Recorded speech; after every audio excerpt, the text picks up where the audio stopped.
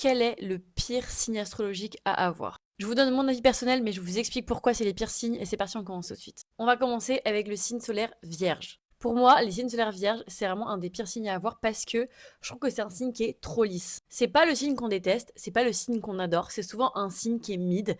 Et je trouve que du coup, il manque de fun, il manque de folie à ce signe astro. Genre, clairement, quand tu dis que t'es vierge, personne n'est en mode oh, trop stylé, j'aime trop ton signe. Genre, personne n'est comme ça, vous voyez ce que je veux dire? Je crois que je préfère être un signe qui est détesté, genre le Gémeaux ou le Scorpion, qu'être un signe où personne n'a d'avis dessus, tu vois. Ensuite, l'ascendant Verseau. L'ascendant Verseau, c'est compliqué pour moi d'avoir ce signe parce que c'est un signe qui est à double tranchant. C'est-à-dire que quand t'es ascendant Verseau, généralement, les gens soit ils t'adorent, soit ils te détestent. Sauf que quand ils te détestent du plus profond de leur être. Et je peux parler en tant qu'ascendant Verseau, c'est trop chiant parce que vraiment, on a des avis sur toi qui sont, mais genre en mode inchangeable. Et les gens te détestent, mais jusqu'à la moelle. Et genre, ils ne te connaissent même pas. C'est vraiment de prime abord. Également, les ascendants Verseau, on a souvent un aspect physique assez original ou quoi, un petit peu qui sort du lot.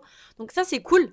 Mais c'est vrai qu'aussi, ça te fait te faire remarquer. Enfin, c'est dur de passer, on va dire, incognito quand t'es ascendant Verseau. Ensuite, lunaire Scorpion. Pour moi, lunaire Scorpion, c'est le pire à avoir. Parce que, genre, en fait, c'est trop intense. C'est trop intense. Être lunaire en Scorpion, ça veut dire être trop dans les émotions, trop dans la revanche, trop dans l'énervement. C'est quelqu'un qui vit trop les émotions intensément et a trop ce besoin de revanche, ce besoin toujours de prouver. Enfin, en fait, tout est too much. Genre, quand ça va pas, genre.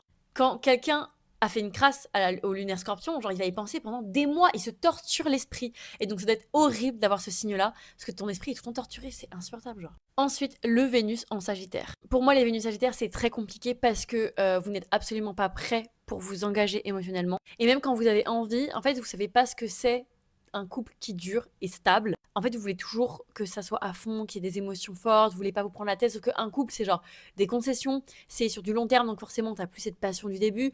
Il y a ce truc, en fait, de avoir des discussions, gérer les problèmes, les conflits. Et ça, les Vénus en Sagittaire, ils évitent tout le temps ça. Ils sont là que pour le kiff.